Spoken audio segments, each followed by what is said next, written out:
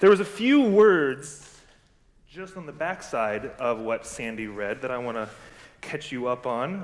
The passage continues a bit farther to say some words that you're likely familiar with.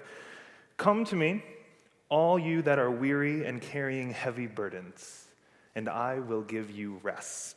Take my yoke upon you and learn from me, for I am gentle and humble in heart, and you'll find rest for your souls. For my yoke is easy and my burden is light. Come to me, all who are weary and carrying heavy burdens. We live in a world where sometimes, I don't know about you, but religion can make me weary. Anyone else? I have a friend who went to this conservative Christian college, and this friend was forced to sign a contract saying the things that he would and wouldn't do. For example, you could not drink alcohol. You could not have sex because that might lead you to start dancing.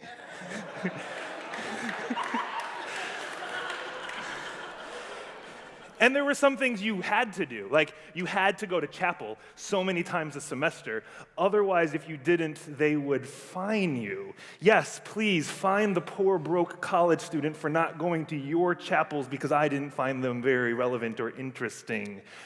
Sometimes religion makes me weary with its lists of things to do or not do. There's another church I know of in our country. It's a large church, one of the largest churches in the United States, and when a pastor is hired there, well, first off, this church only hires men to be pastors, so that's already a little weary for some people.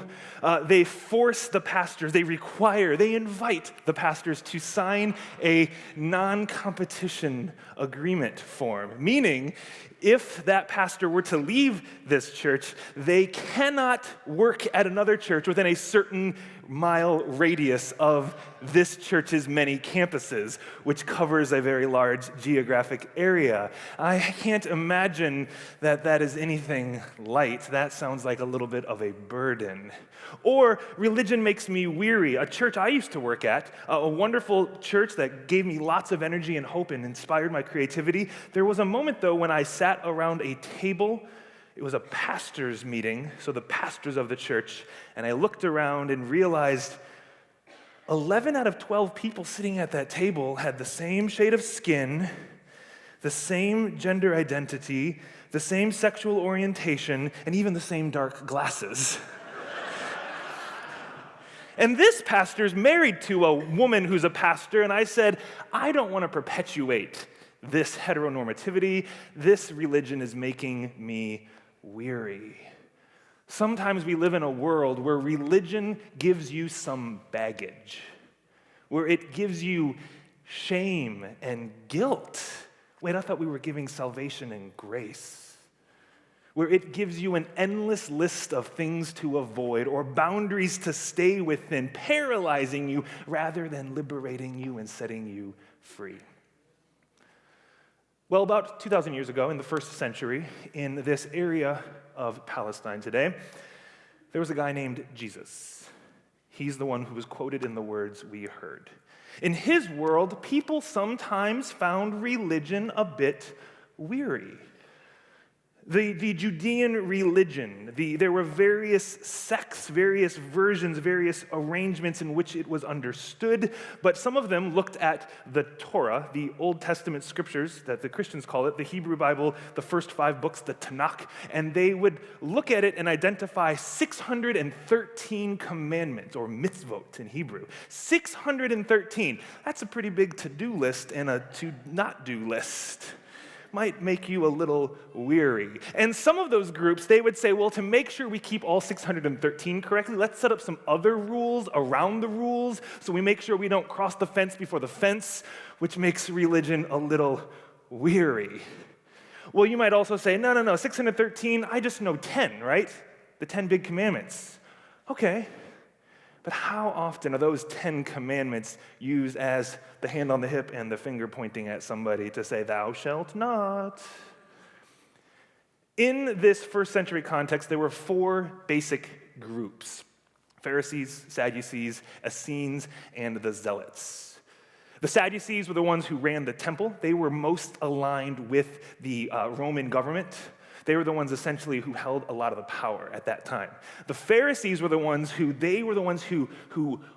figured out how to arrange those 613 laws. They were the ones, when you read in the Bible, the scribes and the Pharisees, it's often projecting onto them the ones who would give people the really heavy things to carry when it came to God. The Essenes, they just said, we're out of here. We're going to go start our own little community in the desert, which also ended up with a lot of laws and the Dead Sea Scrolls. And the Zealots were the ones who would just keep a knife in their pocket so they could secretly stab and shake a hand of the Romans whenever they had the opportunity. That's another sermon for another day.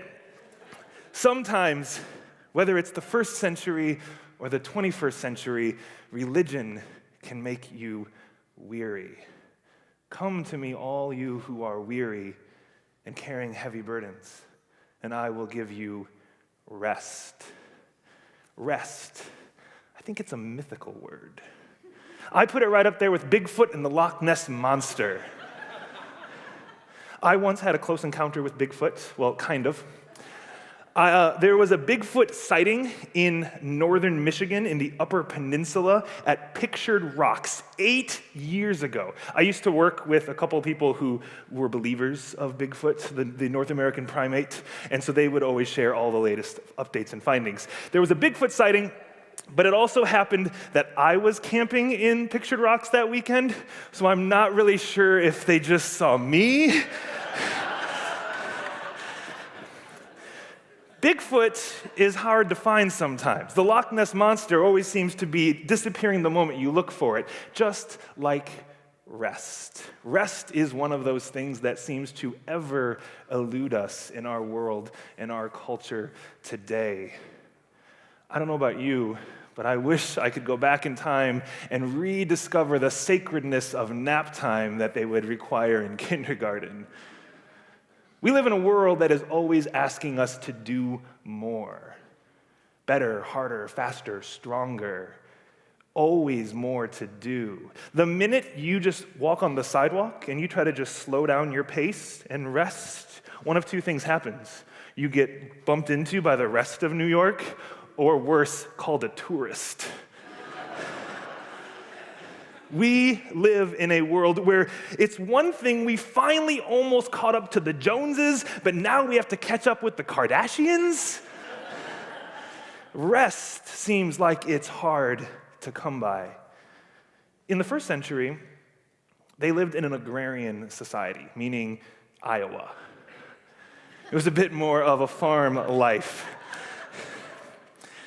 It was also a world where the people who worked the farms didn't usually own the land. They were renting it from the wealthy elite, and they were always having to pay back debt and loans on it to never quite actually get themselves out of that debt. It was a perpetual debt system, and they were just forced 7 days a week to work the land to produce, to get things done in order to feed someone at the top of the pyramid. And yes, I'm still talking about the first century, not the 21st century.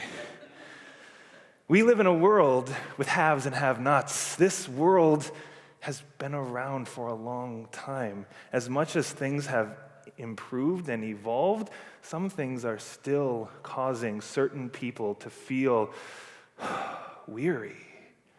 Come to me, all you who are weary and carrying heavy burdens, and I will give you rest. For my yoke is easy and my burden is light.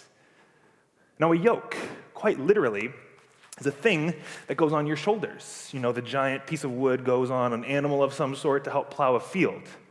It's a thing you carry. In the first century, the Judean religion, the teachers of the religion, the Pharisees, Sadducees, etc., they would use this phrase, the yoke of the Torah. The yoke of the Torah was a Judean religious leader's way of talking about living that law. The yoke of the Torah, a rabbi's yoke, was the way in which you embodied, lived out those 613 mitzvot. Here comes Jesus saying, my yoke is easy. You've heard of these other yokes that give you 613 to-do lists. You've heard of the Big Ten, but Jesus says, let's try on this yoke, which makes me wonder, how big is your backpack? Some religious leaders would give you a pretty big backpack.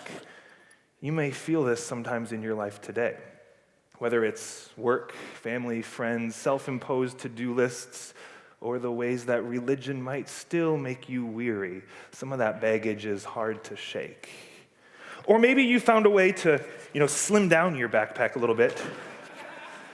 All right, I can manage that a little easier, right?